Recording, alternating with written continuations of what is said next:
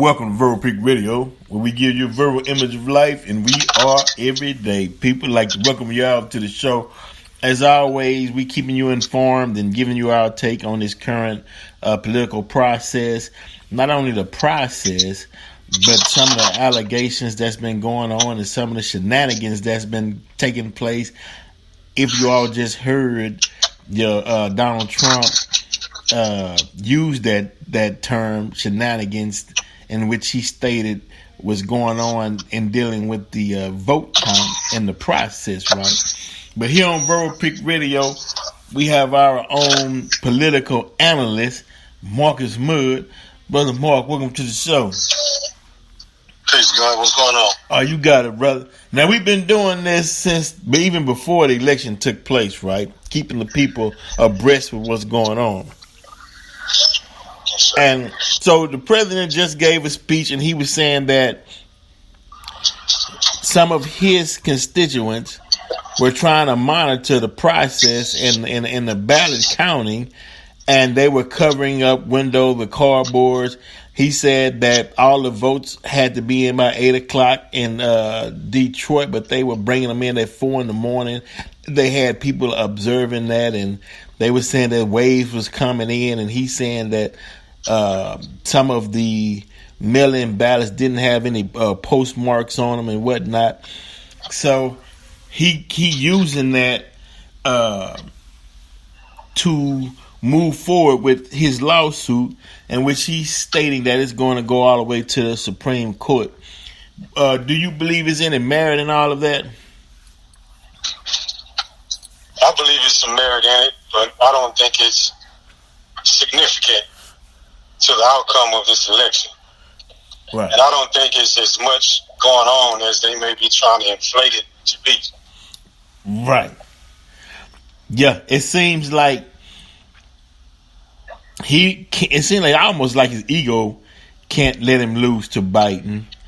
But it's like he had so many supporters because, as you know, the Democrat was stating that they were going to hit the Republicans with a blue wave, and Trump was going to be beaten by a landslide. And matter of fact, that was the majority of the thinking within America. But come election night, people couldn't believe that the race was so close to call. Yes, sir. You know, and so now he's stating that the rules. Now, this is Trump words. According to the rules in the whole voting process, on all votes in certain counties and cities had to be in by a specific time, and at that time, he said he had a substantial lead. But he said that when they went overtime and started bringing in these mysterious ballots, then his lead chipped away, and he's really blaming it on Detroit and Atlanta, which is a majority black communities, black populated communities, right? Mm-hmm. But what happened is that most of Trump supporters voted on election day, November 3rd. But prior to that, the early voting, a lot of blacks and minorities voted in the early voting. And then after the election day, with all the mail-in voting that came in that they had to count, which was Detroit, and in Georgia it was Atlanta, it put Biden over the hump, right? So my question is, and I guess my statement that I'm making is, one is letting Biden know, and the world knows, that Biden wouldn't have had the nomination from the Democratic Party to run for president if it wasn't for black people. And if he wins, he wouldn't been able to win if it wasn't for black people. So, how do we push forward an agenda for Biden to make sure he adheres to the agenda, and where we just won't be satisfied saying, okay, we done our job, we got you in office, and then everybody just goes back to business as usual. Well, that very record that you just mentioned should be right there in the proposal. The fact that he had to come to us to become the nominee. Matter of fact, he came from a black president, from being the vice president of a black president.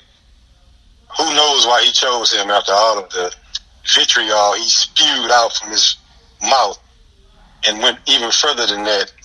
He put the pen to it and caused so much damage in the black community. Why he would choose somebody like Biden. But we can take that record also, along with the fact that now he's about to be the president of the United States of America, due in fact to our voting activity and being his real base and not the base that he claimed, West Pennsylvania. Right. Correct.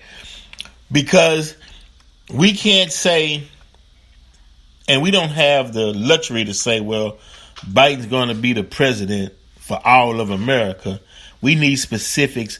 We need to separate, even if it's within our minds, and come together as a black community and say, no, the black community has been suffering long enough. We want something now. We not talking this whole of America and you're gonna be the president for all of America. We specifically want to know the benefit. Throw us a bone for our benefit, and as far as being the ones that pushed Biden over the top. I mean, do you think we got black politicians and leaders that will, other than Cube, that will push that agenda? I can't think of one off the top of my head, but if we think that we don't need to do that, make that clear and plain and clear to this guy who's going to be in charge of the federal government, then we're kidding ourselves, because those are the very exact words that he spoke on yesterday. I am going to be the president for all of America. That's what you just said. Yeah. But we're not interested in him being the president of all of America. We're interested in what we need. And from that point, we can get what we want. That's but right now, we are being denied, redlined, and gerrymandered out of what we need. So, no, I don't want to hear anything about him being the president of the whole America. That's not an interesting prospect for us. That's not going to help us at all. That's right. Now, on the contract with Black America, with that proposal Ice Cube put forward, how soon should we put that in Biden's face, since he said he'd look at it after the election if he becomes the president? Well, they love to say while they're running for president, on my first day, I'm going to, you know what I mean? Right. As soon as I get in the White House, I'm going to, and it's part of their promises. So that's how soon we expect them to get busy on what Ice Cube is presenting to them. The first day he's in office, while they cleaning it out right. and fluffing up his pillows, he need to be in the Oval Office talking about how he can implement some things that's going to benefit us once and for all. And we don't want to hear anything about they can't do that and they don't have the funds for that. Okay, because we see who they paying for nothing. Mm-hmm. It took, I don't know, probably a good lump sum of money to even move the American embassy to Jerusalem. Let's start with that. Mm-hmm. Because if you're going to pay somebody reparations for what somebody else did to them, and you're not going to even talk to us about paying us back for building the country to even be able to give them reparations for what somebody else did to them, then there's a problem right there. And you just can't Yeah, well, you're right. Well, it seems like the time is ripe for the discussion because there's a knowledge and a awakening that's taking place at this current time. So those issues have to be addressed.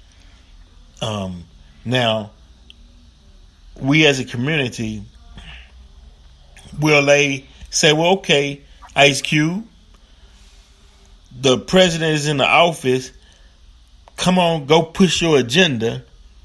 Or should we go straight to Biden and say, hey, have you looked at that agenda?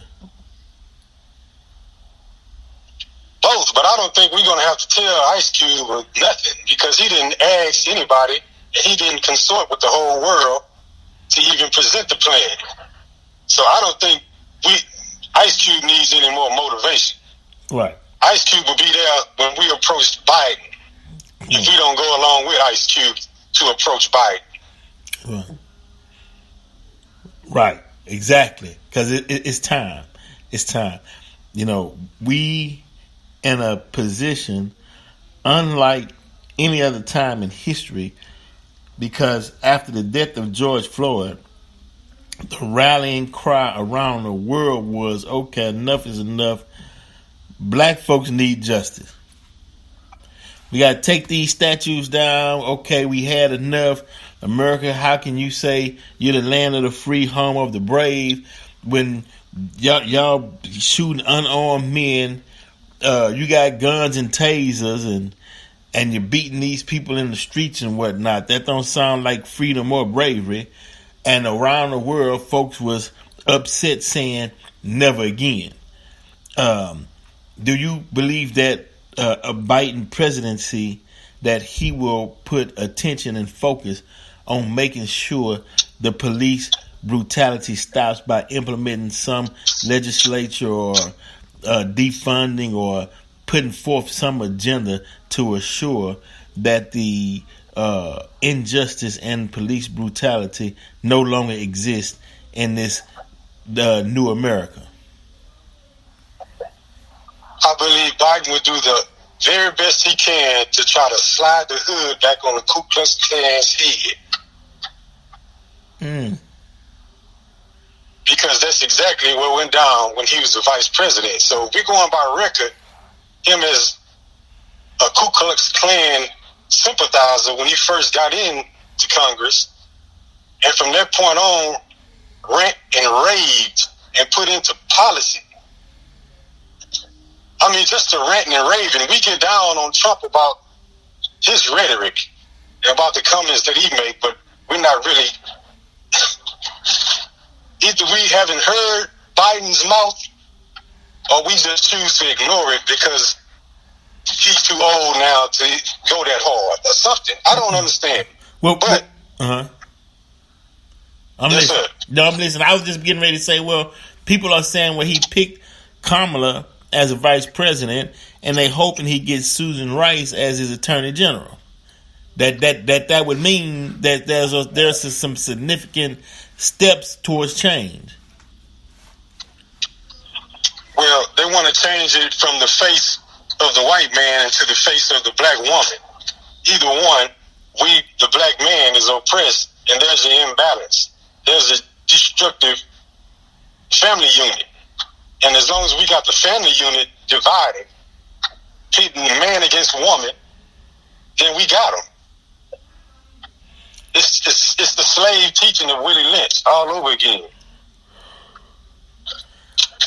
Yeah, but more, what you're saying is so. The truth is so hard to swallow at this time because it's in the minds of a lot of black people. Is they. We've been taught how to hope for the pie in the sky or, a heaven after we die. And so to face harsh realities right in the present when that mirror is in your face, sometimes it's hard for a lot of people to swallow that and actually take the blinders off and look at past records and look at the evidence, that's before you. Right, we love wishful thinking. You know, Yes, sir. but you have some, and I believe that, and I hope, as a collective group, that will hold Biden's feet to the fire and love the next generation and want to prepare a better future for them, to where we'll put our foot in the sand and say, okay, draw the line in the sand and say, okay, we're not going further until we start getting some of our needs met. You know, matter of fact, there's no other way anyway at this time, bro. You know, wow, bro. You know, as a journalist, I gotta be optimistic and, you know, put it out there, and we deal and let the people decide what's what. But, you know, hey, I hope, and no, I don't hope. There's a need. There's a mathematical need. There's a scientific need in order for this country to survive and move forward. The one in the community that was most oppressed has to have justice, or everything will be swallowed up. You know what I mean? Yes, sir. Now, before we jet out of here, everybody's wondering what the hell happened in Miami with the Cubans. How could they go so hard for Trump? Well, I hear a couple of different scenarios about that. One is that, you know, being victimized by white supremacy, they don't know no better. Mm-hmm. And, I mean, that's probably the simplest way to explain it. And then on the other end of it, politically, they don't want to see the same thing happen to them by the Biden administration, from the works of an administration headed up by Biden and the so-called radical liberal socialists. Right, that code word, right.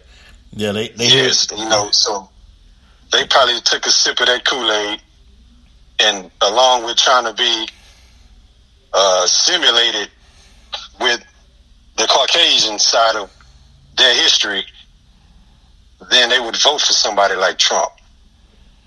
Even though their babies are getting snatched up at the border and separated from their mothers. And, you know, hey, that is what it is. You know, I've seen us do even worse over here after 400 years of oppression. Yeah, I can understand that. Well, now Trump, you know, he's circling the wagons. He got a rally cry that he's taking us all the way to the Supreme Court.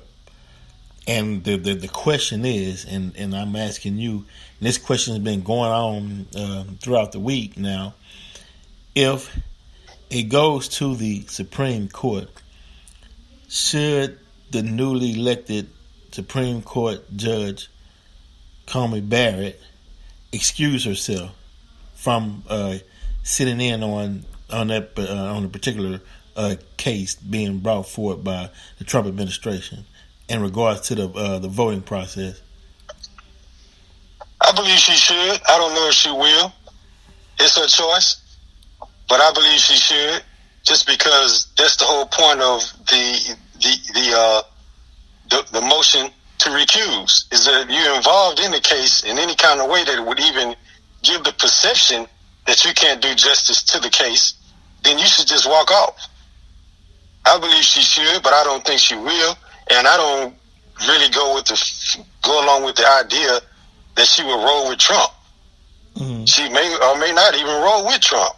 Right. So that's one of those things that we have to see. But first of all, Trump got to come up with a real case to even present to the Supreme Court. If he don't have a real case, which it sounds like he got a little something going, but I don't know. Trump say things. I haven't seen the interview. I haven't seen any evidence. I've seen his son Eric and his wife and Giuliani and his his chief of staff and for his campaign get out in front of the crowd, the little group of supporters that they had at the I forget where, I think it was Wisconsin or somewhere. They was out there, but I haven't seen Trump say what he said, I haven't seen that. But they have to have a real case before the Supreme Court even hear that. Yeah, he tried to lay out some factors on the basis of his case, but but they failed to realize now what will it do to the country if the Supreme Court rule in Trump's favor and give him the presidency? I don't know, brother. The same thing is going to happen if he just won it outright, I believe. Right. Well, Yeah, but because last night, man, they had several unrest in several cities. Folks were burning up stuff and protesting, and going off, in a sense, and and people boarding up stores, and they turned it into a whole show. And as you stated before, though, that they feed off fear, so. Right. And then it seemed like people did vote their fears, whether you was afraid of the corona or you was afraid of losing money. Or you was afraid that you're going to have to compete with another race, speaking about the quote-unquote privileged white people, the Trump followers that would go to hell trying to prevent someone else from tasting a piece of heaven. Yeah. Well, they were just afraid that they would have to compete. Right. That's not the land. That's not the land of the brave, and there's nothing brave about that. Yeah. Well, white privilege is a benefit. Yeah, but it's a benefit, but it's like a charity. Mm-hmm. Because what are you privileged for?